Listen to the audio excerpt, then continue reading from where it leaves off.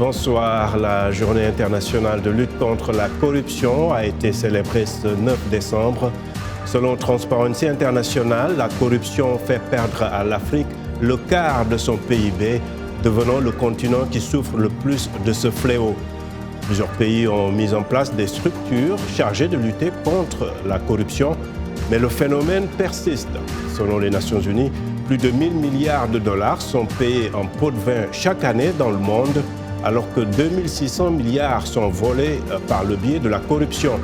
Quelle est l'efficacité des mécanismes anticorruption? Les populations jouent-elles leur rôle pour combattre le mal? Comment les institutions financières internationales peuvent-elles aider les gouvernements africains dans la traçabilité des fonds volés? Autant de questions que nous allons aborder au cours de ces 30 prochaines minutes.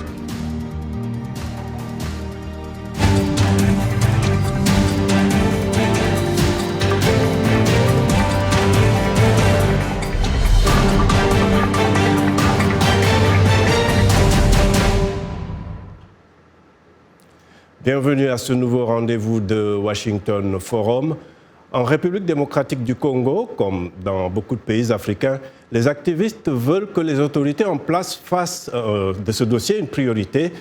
Plusieurs cas de corruption font la une de la presse, et ce, malgré l'arrivée au pouvoir d'une nouvelle équipe qui avait fait de la lutte contre la corruption un de ses thèmes de campagne.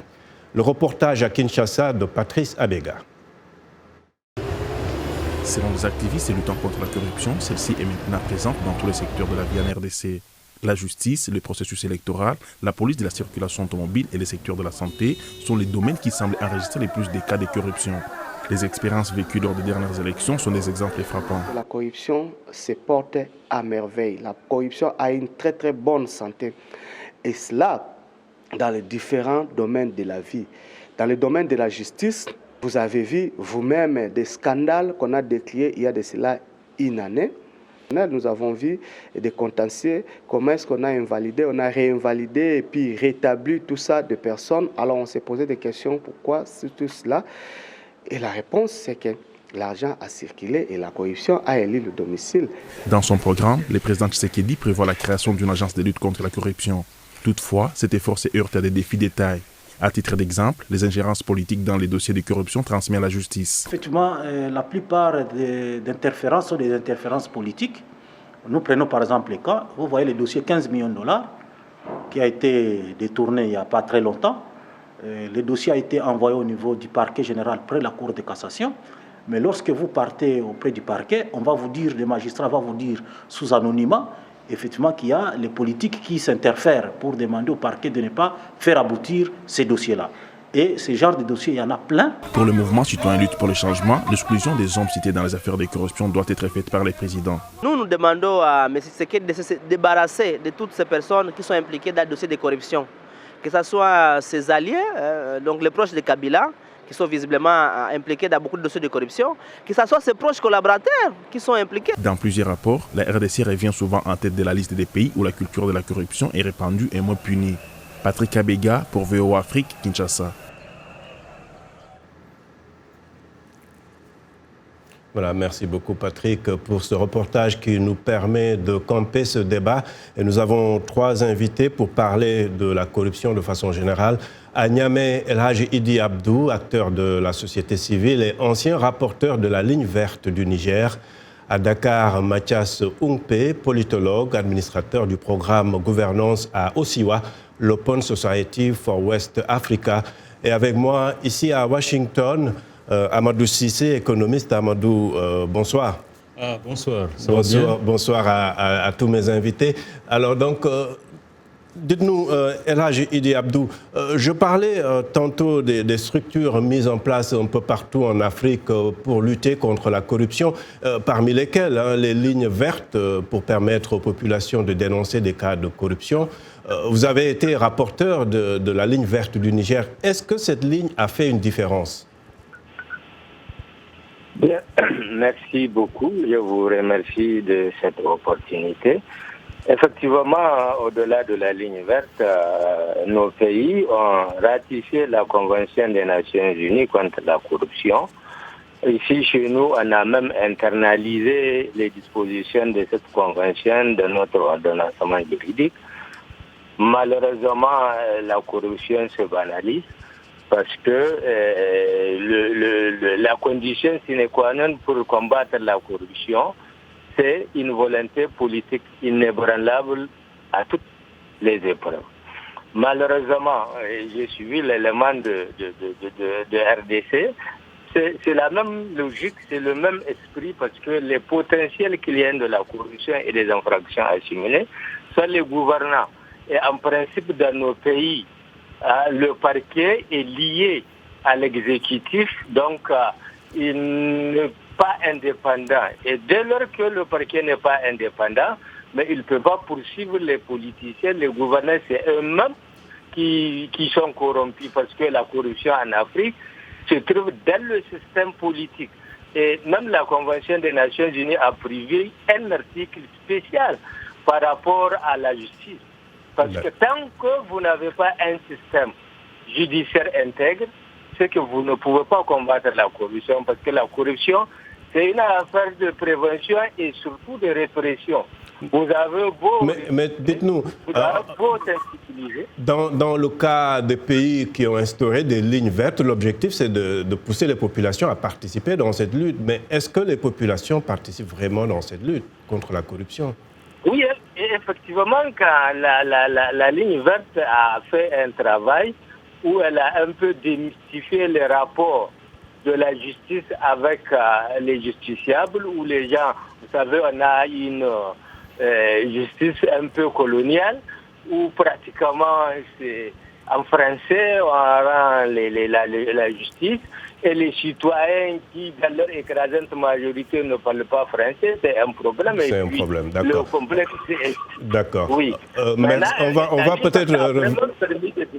D'accord, on peut revenir sur tout cela, mais Mathias Humpé, justement la participation de la population dans la lutte contre le fléau est d'autant plus salutaire et important que, selon Transparency International, les pauvres, en fait, payent 2 fois plus en pot de vin que les riches. Cette population s'implique-t-elle comme il le faut? Disons qu'il y a des... Quand vous êtes pauvre, en règle générale, vous vous sentez impuissant devant l'appareil de l'État. Donc ça, c'est le premier niveau de difficulté que je vais dire les citoyens ordinaires ont à participer à la lutte contre la corruption. Le deuxième niveau de difficulté que les citoyens ont, c'est leur protection vis-à-vis de ceux qui sont généralement corrompus, qui sont des gens qui sont bien placés dans l'appareil de l'État et qui ont les moyens. Si vous n'avez pas de dispositions pour garantir, par exemple, l'anonymat de ceux qui reportent des cas de corruption et garantir leur protection contre des mesures de représailles, c'est très difficile de demander aux citoyens d'apporter leur contribution, n'est-ce pas, à la lutte contre la corruption. Et là où nous en sommes aujourd'hui, je peux vous garantir que ces moyens ne sont pas réunis. Il n'y a pas beaucoup de pays qui ont adopté des lois de protection des lanceurs d'alerte, parce qu'il y a quelques pays en Afrique qui ont adopté, mais même les pays où ces lois sont adoptées, je ne crois pas que les citoyens se sentent en sécurité pour participer à la dénonciation des cas de corruption. Pour le cas du Sénégal, où vous êtes basé, il y a ce qu'on appelle l'OFNAC, par exemple, qui, en principe, garantit l'anonymat à ceux qui dénoncent des cas de corruption, par exemple. Oui, bon, c'est ça justement ce que je dis. Mais il faut pouvoir gagner la confiance des citoyens que leur anonymat sera vraiment garanti. Je crois que nous sommes aussi dans des environnements où la confiance des citoyens, n'est-ce pas, aux institutions est très faible. Nous pensons que tous ceux qui sont dans l'appareil de l'État sont comme des complices placés à des postes pour organiser, n'est-ce pas, voilà, exactement. Et donc, les citoyens n'ont pas confiance en ces mécanismes comme des garanties sérieuses de protection de leur anonymat. D'accord. Alors, Amadou, je me tourne vers vous. Il y a des organismes ou des programmes lancés un peu partout en Afrique, mais les populations y voient souvent aussi un moyen de régler des comptes politiques aux opposants. Comment rendre ces institutions plus crédibles auprès des populations? Voilà, très bonne question. Ces organismes anticorruption ont essaimé un peu partout et effectivement ont fonctionné comme juste des cautions de lutte, mais pas comme des instruments efficaces. Alors, pour cela, il lui fallu qu'il y ait un peu plus de crédibilité, disons, à la chose. Et pour cela, il faut, disons, faire face à là où, disons, le problème est à l'origine, c'est-à-dire le pouvoir. Et savoir que le pouvoir, ce n'est pas tout. Quand on traque un gibier, il faut se mettre dans les conditions optimales pour l'avoir. Il faut la distance, il faut se mettre à l'avantage du vent, il faut ajuster son tir. Et tout ceci, ce n'est pas un hasard, c'est que pour la corruption, il faut veiller à réunir à peu près quatre angles, ajuster quatre angles. Le premier angle, c'est d'abord celui des grands commerçants. Ça, c'est un peu, disons, la formule d'avoir l'avantage du vent. Les grands commerçants, c'est les grands corrupteurs, c'est les grands financeurs du système politique. Malheureusement, ça, ils ne sont pas là pour se défendre non plus, mais disons que... Bon, absolument. Donc ça, c'est un premier point. Le deuxième angle d'attaque, c'est les partis politiques eux-mêmes. C'est que les partis politiques doivent se financer pour aller à la conquête du pouvoir. Donc c'est un centre important, disons, de génération de la corruption. Alors un troisième angle, ce serait, disons, les bureaucrates, les fonctionnaires.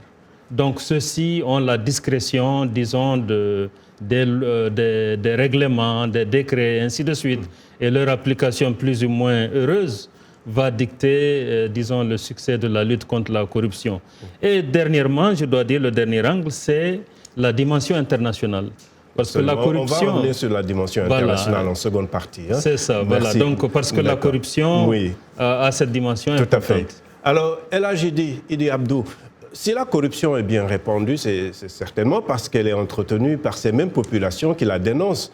La société civile s'en prend souvent au gouvernement, aux institutions, mais que faites-vous pour convaincre ces populations que donner de l'argent hors du cadre légal pour obtenir un service est aussi répréhensible? Bien, merci. Vous savez, quand vous avez un régime où les gens jouissent de l'impunité du pouvoir, c'est très compliqué. Et surtout en Afrique, la réalité, c'est que c'est même le système politique qui fait la promotion de cette corruption. Dans nos pays, même pour avoir une position au sein du parti, il va falloir corrompre. Et c'est les animateurs des partis politiques, c'est eux qui sont appelés à diriger. Une fois au pouvoir... Mais s'il n'y a pas de corrupteurs, il n'y a pas de corrompus. Et les populations, peut-être pour aller plus vite, des fois donnent de l'argent. C'est aussi un acte répréhensible. Oui, c'est un acte répréhensible, mais vous savez, la corruption et le corrompu et le corrupteur sont punis de la même façon. Tout à fait. Donc, pour qu'il y ait dénonciation, et dans tous les pays où la lutte a prospéré, c'est qu'on prenne des lois qui protègent les dénonciateurs et les témoins. Et malheureusement, chez nous, comme il manque cette volonté politique, parce que c'est la volonté politique qui est capable de garantir la séparation de pouvoir et qui permet à la justice de sévir. D'accord, on va aller à Dakar, merci. Mathias Oumpe, on demande aux populations de s'engager, même de dénoncer, mais selon justement toujours Transparency International, 2/3 des citoyens disent avoir peur de représailles. Pourquoi, en fait, comment est-ce qu'il faut faire? Exactement. Ça, c'est la question numéro 1, c'est comment est-ce qu'on protège ceux qui dénoncent de façon à ce que cette contribution qu'ils apportent à la lutte contre la corruption ne devienne pas trop coûteuse pour elles. Je crois que déjà adopter des lois qui protègent les lanceurs d'alerte serait un bon départ. Le deuxième élément pour moi, par exemple, s'assurer que les règles au niveau des différentes agences de l'État pour jouir des services qui sont leurs dus, à l'endroit, par exemple, de l'administration publique, à l'endroit des institutions qui sont chargées de fournir des services sociaux de base aux citoyens, avoir des règles claires qui sont connues de tout le monde et des voies de recours faciles à mettre en œuvre peuvent aider les citoyens à réduire l'obligation dans laquelle elles se retrouvent aujourd'hui à... D'accord. On devrait leur donner de façon gratuite. Et donc, de mon point de vue, voilà, il y a plusieurs angles par lesquels on peut attaquer la question. D'accord. Alors, je crois qu'on vous perd un peu. Mais on a compris un peu votre point de vue. Amadou Cissé, on entend souvent justifier la corruption en Afrique en parlant d'une certaine culture africaine qui favorise cela. On parle même de la cola qu'il faut donner aux visiteurs, etc. C'est un facteur que vous acceptez ou c'est juste une excuse pour s'adonner à la corruption? Bon, je pense vraiment que c'est une excuse. Alors, en fait, je pense que cela procède d'une mauvaise grille de lecture ethnographique en réalité. C'est que là, c'est des gens qui disent que, bon, écoutez, la corruption, c'est d'ordre, ça a une explication culturelle. Alors, je dis que ça, c'est une pauvre explication. C'est un fléau mondial, d'ailleurs, mais pas à l'ampleur. Exactement, c'est un fléau mondial. Et puis, ça a même un peu des relents un peu racistes, parce que l'Afrique... Mais souvent, ce sont les Africains eux-mêmes qui le disent. Bon, donc. Mais c'est parce que le débat n'est pas bien informé. En réalité, il s'agit de quoi? Avant, en Afrique, vous aviez un phénomène d'accumulation et de redistribution. Parce qu'en Afrique, les sociétés africaines mettent en avant la maximisation du capital social. Donc, on accumule et on redistribue afin de ne laisser personne hors du tissu social. Donc, c'était ça le modèle originel. Mais à l'arrivée, qu'est-ce qu'il y a? Avec les systèmes modernes de corruption et consorts, qu'est-ce qui se passe? C'est qu'au lieu de l'accumulation, il y a la prédation. Ce n'est plus une accumulation, mais une prédation. Et qu'est-ce que ça veut dire? Ça veut dire qu'on part piller le capital productif qui est là, qui devrait être... disons, valorisé par les jeunes, par les paysans et ainsi de suite, et c'est capté par ces 4 sources de corruption dont je vous avais parlé plus tôt, et puis redistribué. C'est là le malaise et c'est là aussi le malentendu. Les gens pensent que c'est culturel, c'est propre à l'Afrique. Non. Le temps passe très vite. Avant d'aller en pause, peut-être El Hadj Idi Abdou, le Niger est producteur d'uranium, qui a annoncé donc son retour à l'initiative pour la transparence des industries extractives. Comment cette décision du gouvernement va-t-elle impacter la gestion des ressources minières chez vous, surtout en matière de transparence? Bien, merci. Évidemment, la transparence est incontournable. Sinon, on a beau avoir les richesses, mais s'il n'y a pas de transparence, c'est que ça ne profitera pas au pays. Et la transparence, c'est une condition importante pour que, évidemment, les citoyens jouissent de leur richesse. Dans notre Constitution, nous avons prévu un chapitre pour dire que les richesses nationales appartiennent au peuple et le peuple doit profiter de cela. Évidemment, dans une transparence, c'est que tout le monde se retrouve, et quand tout le monde se retrouve, c'est qu'on ne peut pas, la corruption n'a pas de place dans un système transparent. Et c'est à ce titre-là, évidemment, quand on a dénoncé le comportement du Niger en se retirant de l'initiative des industries extractives. D'accord. Parce que quand on le fait, ça va être... Alors, Mathias, rapidement, avant d'aller à la pause, c'est une question de souscrire à ces initiatives comme l'ITIE. C'en est une autre, une volonté de mise en place d'un processus de transparence. Est-ce que vous sentez en fait cette volonté des gouvernants aujourd'hui? Non, je ne crois pas qu'on note auprès des gouvernants en Afrique la volonté d'engager une lutte crédible contre la corruption. Comme vous l'avez dit en passant tout à l'heure, non seulement ils ne permettent pas aux institutions qu'ils mettent en place de travailler, donc ces institutions souvent sont affaiblies parce qu'elles n'ont pas les moyens de travailler. Ces institutions sont même instrumentalisées pour lutter simplement contre les opposants politiques et les organisations de la société civile plutôt que de mener une lutte juste et équitable contre la corruption. Et donc, comme je dis, la volonté politique est clé et aujourd'hui, elle n'est pas au rendez-vous dans la plupart des pays en Afrique subsaharienne. D'accord. Merci de rester fidèle à VOA Afrique. Washington Forum revient après une courte pause.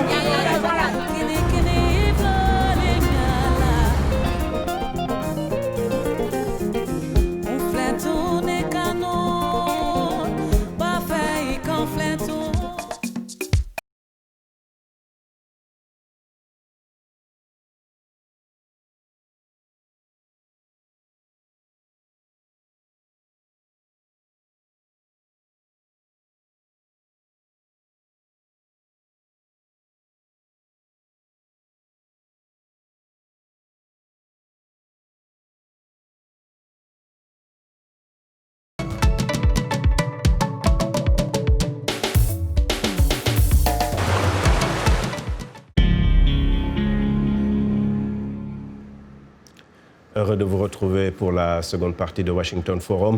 Abdourahmane Dia à la présentation.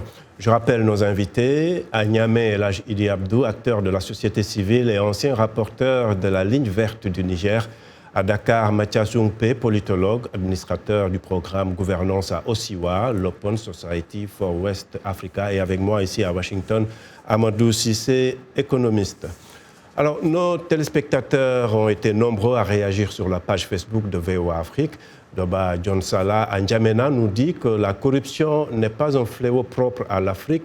Quant aux mécanismes mis sur pied par certains États africains pour lutter contre cette gangrène, c'est du bluff. Je prends le cas du Tchad avec l'opération anticorruption Cobra ou au Cameroun voisin avec Épervier. Pepe Bongonga à Luanda estime que ces pays africains doivent d'abord trouver la solution aux problèmes sociaux de leur peuple. Il y a des fonctionnaires qui totalisent 24 mois d'arriérés de salaire. Comment voulez-vous que ces fonctionnaires refusent la corruption?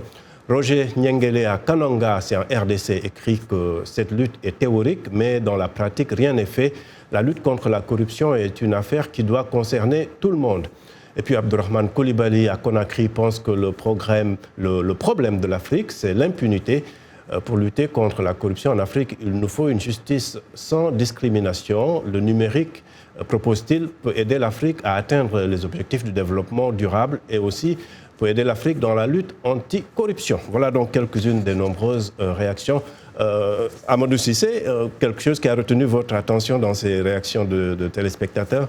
Bon, ces réactions étaient riches, elles étaient toutes valables. Un rebond que je ferais, c'est de dire qu'effectivement, la corruption est une lutte de tout le monde et qu'il fallait la crédibiliser en montrant qu'elle n'est pas l'otage des pouvoirs en place et aussi augmenter un peu la transparence, notamment en faisant jouer un plus grand rôle à l'ordinateur dans la gestion des affaires publiques. C'est un peu ce qu'un des téléspectateurs disait. Exactement. D'accord. Merci beaucoup. Alors Mathias, il y a des pays qui sont quand même cités en exemple, comme l'île Maurice, le Botswana, le Cap-Vert ou encore le Rwanda, de bons exemples. À votre avis, pourquoi les autres pays, ou en tout cas d'autres pays, ne peuvent pas avoir les mêmes résultats? Disons que c'est très difficile à dire parce que tous ces pays sont sur le continent africain et vous vous demandez comment se fait-il qu'il y en a qui, de façon systématique, les pays que vous venez de citer, de façon systématique depuis près de 10 ans, sont parmi les 4 ou 5 premiers en Afrique. C'est un constant dans le classement. Les pays en Afrique subsaharienne. Voilà, exactement. Et donc, c'est très difficile à dire pourquoi, mais ce que je peux dire déjà, c'est la volonté politique. Si vous prenez tous ces pays dont vous parlez, le Botswana et le Rwanda en particulier, mais lorsque vous prenez par exemple l'île Maurice et le Cap-Vert, pour l'expérience que j'ai, c'est des pays où on met un point d'honneur au respect des règles. Vous allez au Cap-Vert aujourd'hui pour parler des questions liées à la gestion des affaires publiques. Chaque acteur vient avec les tests et se base sur les tests pour toutes les opérations. Et je pense que déjà nous amener à suivre les règles que nous adoptons est déjà un pas suffisant. Ce qui est très difficile à obtenir dans les autres pays.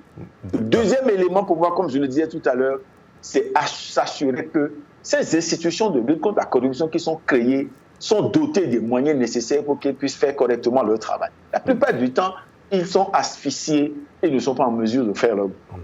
D'accord. Et vous, Elhadji Idi Abdou, la corruption ne peut pas quand même être une fatalité ou un fléau qu'on ne peut pas combattre. Que doivent faire justement ces gouvernements pour réduire le niveau de corruption? On ne peut pas juste dire que, voilà, que c'est impossible de combattre la corruption. Merci. En fait, ce n'est pas une fatalité, vous venez de le dire. Il y a un certain nombre de pays africains, le Botswana, le Cap-Vert, le Rwanda, la Namibie et l'île Maurice, qui ont marqué cette lutte-là. Donc la lutte est possible. Elle est possible pourquoi? Ces pays, quelle est leur particularité?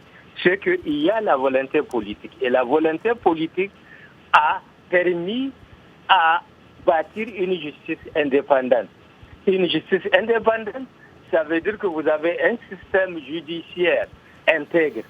Et là, vous avez réuni, quand vous avez une volonté politique inébranlable, elle garantit l'indépendance de la justice.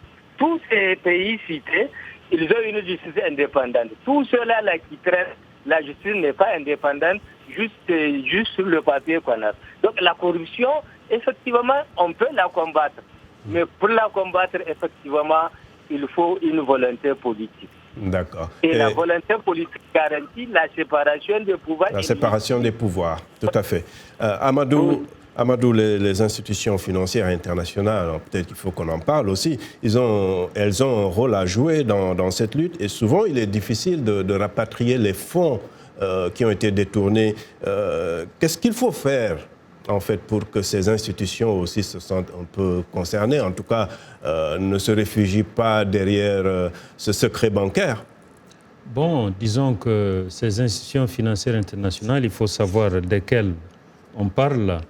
Il y a les banques commerciales privées qui peuvent être derrière le secret bancaire, mais il y a les institutions multilatérales dont le rôle est plutôt de régulariser, disons, les transactions financières à l'échelle internationale, dont le rôle, c'est justement jeter de la lumière sur tout ça.